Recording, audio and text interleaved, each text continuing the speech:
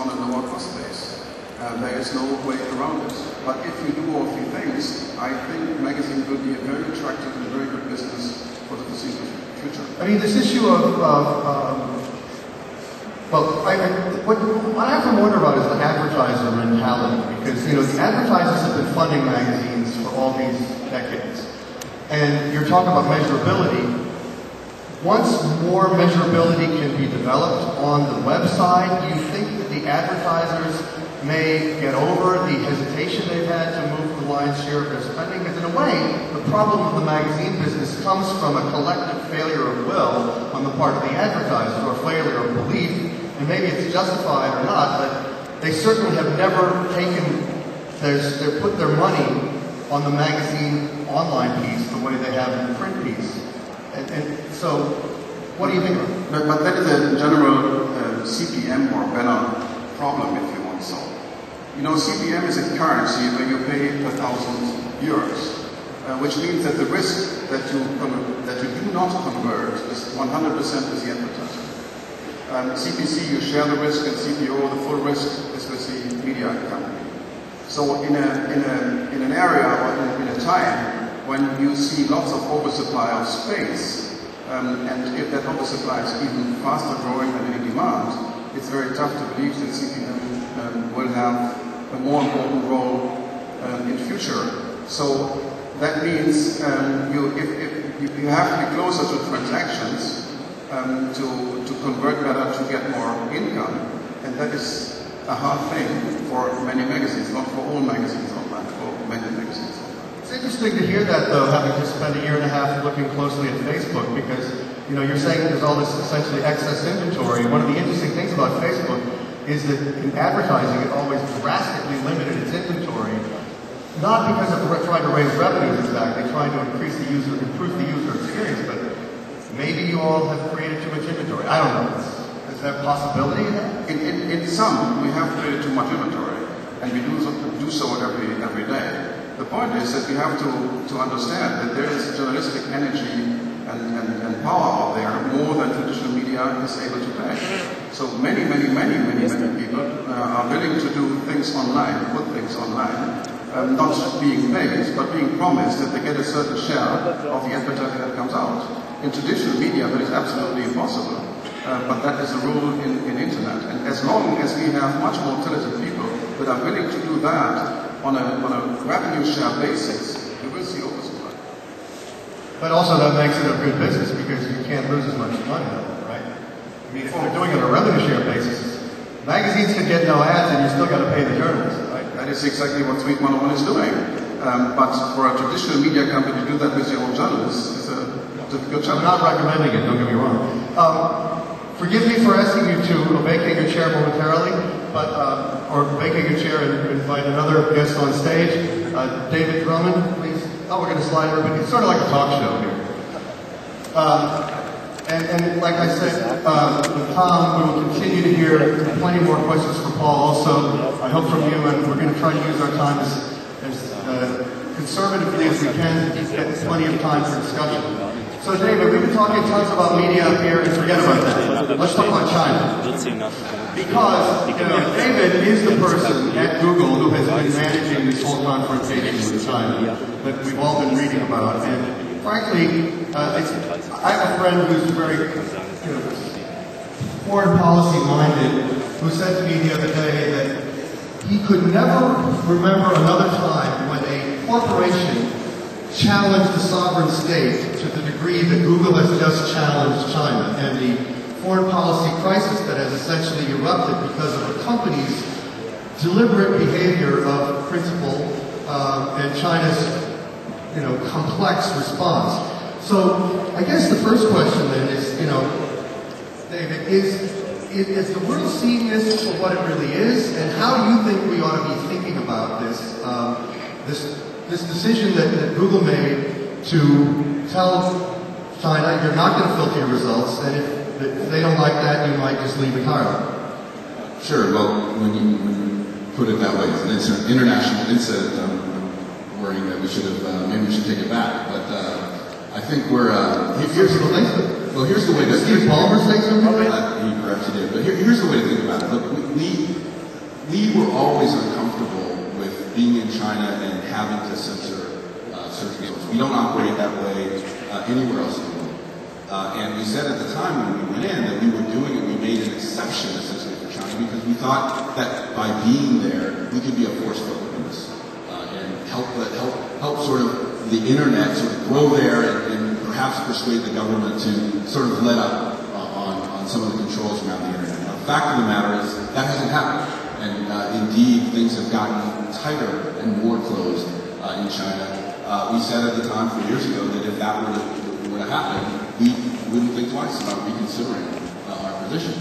And I think what our experience has been that we're not having the effect on the openness there, and that it might be better to serve, it will be better to serve our users by offering Google.com uncensored, the same way we offer it everywhere in the world, and make that available, do everything we can to make it more available to Chinese users. So this really is a statement of principle, and the thing that's important to recognize here is that internet censorship is a real problem, and it's not just China. And we're seeing it in many places in the world, and we've really come to the conclusion that we've always tried to push it, but it's time for governments to start getting involved here, pressuring the governments that are more repressive with speech to make them change.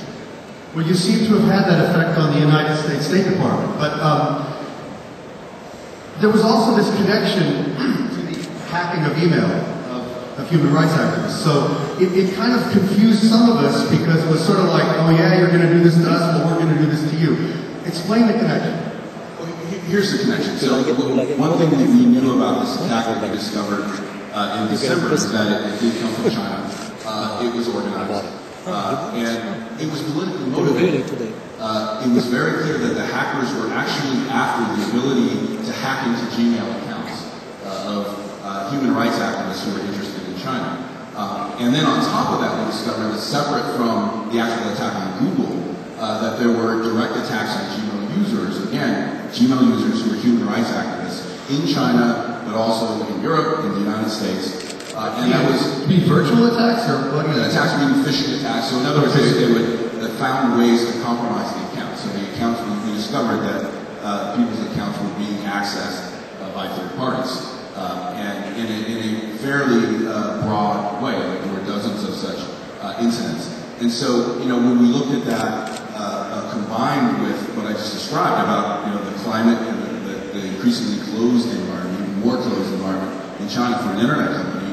We just came to the conclusion that we couldn't, consistent with our values, continue to make the accommodations around a local filtered search engine. I mean, one way, a visceral way to kind of look at it is, literally we discovered that human rights activists were being surveilled in some way. And we haven't pointed the finger directly at the government. We don't know one way or the other when the government's involved. But think about it, for us to then be required to censor the same speech of those same activists just became something that we were willing to do. Yeah, there is an interesting parallelism there that I hadn't thought of before, and I think that's extremely interesting. But how does a decision like that get made, Hubert? I mean, that was a big decision. I mean, did you make the decision? Did the board make the decision? Did Eric make the decision? Did Eric, Larry, and Sergey make the decision? How did that happen? Without getting too much sausage making, this was the management team had a lot of debate. We had a lot of debate before we went into China. We had a business in China. We had R&D in China before we ever had this local search engine. We went in. We had a long debate. We talked a lot with people outside the company.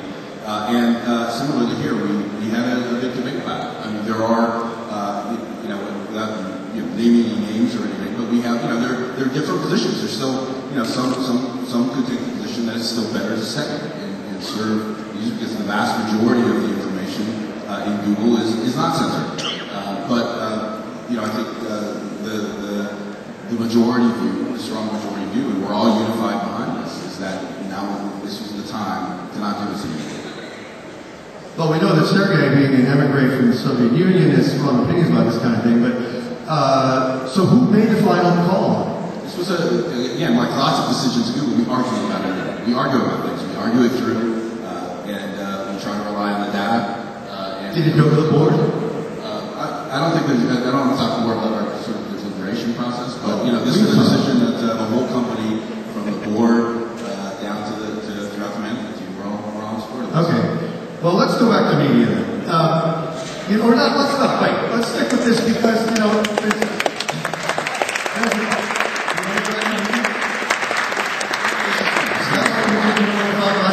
But this other thing about Google that's really relevant, I think, to tie the two things together is, Google is suddenly, in its current scale, encountering sort of a regulatory pushback around the world. There are those who are starting to feel that Google's "don't be evil" mantra may be less powerful than it once was, just because you're so big, you're so powerful, you're so wealthy, and it's easy to imagine that you are turning into a typical giant greedy corporation. So how can you demonstrate to us right here that that's not what's happening? Wow.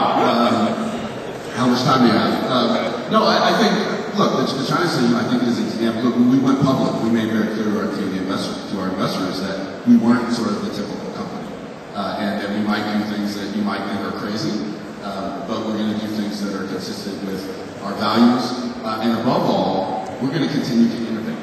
And I think that if you see, the various things we're doing, whether it's Android, whether it's, you see Maps, and you see some of the things that we're doing that, quite frankly, are kind of cool, and they're kind of cutting edge. I think our search has evolved a lot. Our ad systems continue to get better. So I think we're innovating, right? And the thing that we fight at our company, the biggest challenge, I think we spend a lot of time fighting, is something we call big company-itis, right? So we're very, very aware that with 20,000 plus employees and the global scope and so forth, that we could slow down, right? And so just the overall force of sort of the inertia of being big can slow you down, can make you unaware of the impacts you're having in the world, have you mistreat partners, all those kinds of things. So we're very much on the lookout for it, and despite what people might think, want to hear from you if we're acting that way. So we're definitely cognizant of the risks, but I think we're doing a pretty good job of staying a company that acts, according to the values that we set out originally, and that does some reasonably good things, but is self-aware. Well, let's sort of turn it more into a panel now and kind of continue on that theme. And I'm going to ask you a question, and the other panelists feel free to jump in. But in the media industry in particular, you command so the lion's share of online advertising that magazine companies, for example, find you threatening and frequently are very critical of Google because they feel like you're not treating their content fairly, et cetera, et cetera. So, I guess another way, the question that I would want to ask you is, how do you think that media companies can thrive going forward? Media companies that come from the more traditional world, given the world that Google has in large part helped to create? Look, I think media companies can and will thrive. I think that what we had in the early days of the internet was this free model. Whether it's newspapers or lots of folks put content up on the web, and folks like us came along with a good way for users to go find stuff. But partnering, I think the way through this is through good partnerships, right, between folks like us, search engines, others who do a good job with, helping people find things on the web, and the content creators who are the ones who know how to create the engaging content, the things that people want to find. And, we had the original partnering model that we sort of had adopted was based on the fact that lots of content owners decided to put their information on the web for free and advertise around it, was for us to send lots of leads through our search results to companies and then help them monetize with ads. And I think that still works pretty well for lots of web publishers. I think last year over $6 billion plus, I think in revenues we shared with web publishers of all sorts. Sure that our business doesn't disappear overnight. And I think if Google offers a solution to that, our publishers will be happy to discuss, and not only the traditional publishers. I think everybody in the net is expecting and hoping for it. Yeah, I think that's, and again, we're open to doing that. I would probably challenge your notion of dominance. Yes, we've been successful. There are a lot of options for people. from going anywhere else. Again, Bing is one click away. Sarah comes in, and we know that we've been successful. And so I think it is our responsibility to work with you to make sure that you trust what we're doing, and we will do that.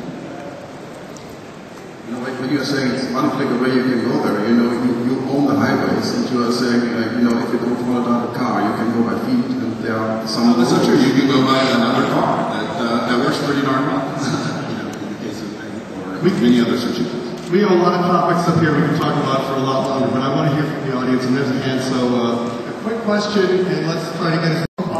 Follow through to Kallen. I'm glad that I think I hear some conciliatory détente maybe between German publishers and Google. Jeff wrote the book, What Would Google Do? Thank you for plugging. But I still sense there's a lot of hostility here, and I'm curious where that falls out. I want to play with one phrase you just used, fair share. Eric Schmidt said in his op-ed in the Wall Street Journal that Google sends publishers 4 billion clicks a month, and then it is then up to the publishers to find value in the relationship that can be created. Google is like their newsstand sending you traffic. I'm not sure I understand this concept of a fair share of the revenue that Google makes separately. Your German is good? Yeah, mein Deutsch ist schlimm. Leider. Bitte, ja. You know what general business conditions are? Ja. Allgemeine Geschäftsbedingungen. Ja, auf Deutsch. If it comes to payment, I have to read that in German because it's different in English. And it is said, if it comes to payment, der Anteil der Summe, die Sie erhalten, wird von Google in seinem alleinigen Ermessen festgesetzt. Sie erkennen an, dass Google Ihnen nicht mitteilen wird und hierzu auch nicht verpflichtet ist, wie es diesen Anteil ermittelt und welchen Prozentsatz dieser Anteil im Verhältnis zu den Gesamteinnahmen von Google aufgrund der auf Ihrem Kundenobjekt erscheinenden Anzeigen- und Empfehlungsbuttons entspricht. Die Zahlung wird allein auf Grundlage von durch Google gespeicherten Informationen berechnet.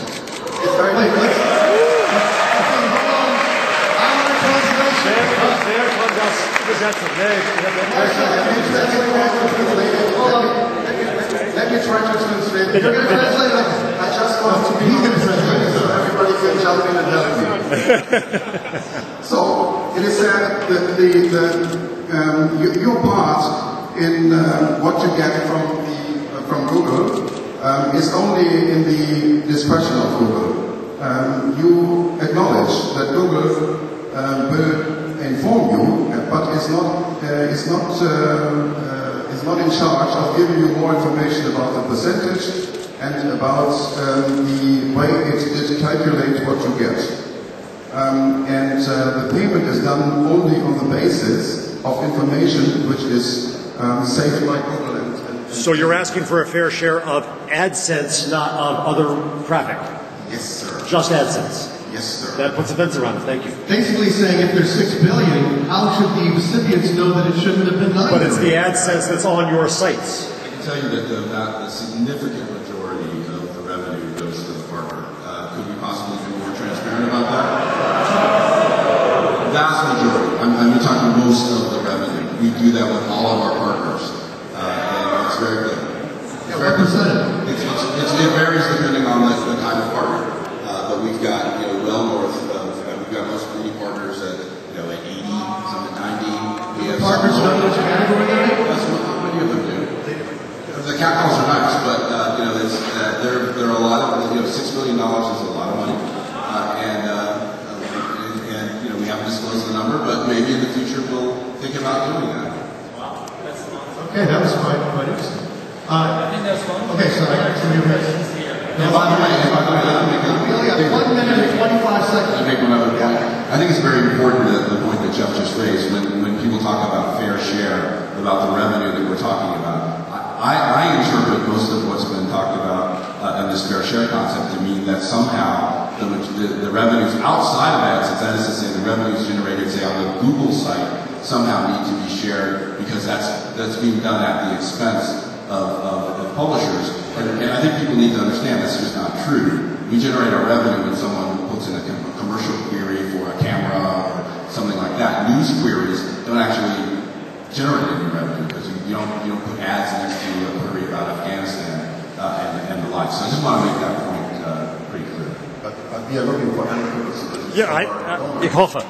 So I see there are a lot of questions. With one question, two questions. Maybe you ask a question and you immediately move on and then you respond. Make it more of a statement than a question. Yes.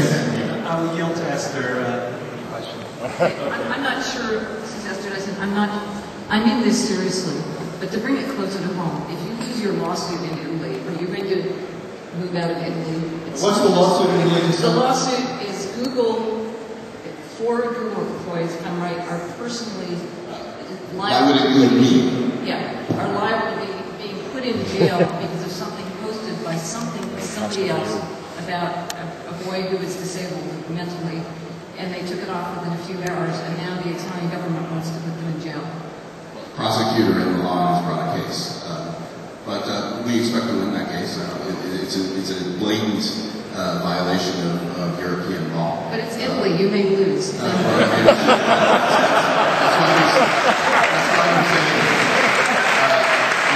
why there's a European Court of Justice, ultimately, and we have faith in that process. We have discussed about China. Now the gentleman over there. Just quickly back to China. What was your participation in the censorship? How did that mechanism work with China? And are there details about what they were censoring? Well, I think there's a lot written about how this works. The Chinese government, of course, wants you to think that they're not involved in it. But the government makes known what kinds of things it doesn't want users to find, and you're required to sort of implement it. It's the usual things that you might suspect around, say, Tibet and Tiananmen Square, things that the government is concerned about, criticism of the Communist Party and its officials, etc.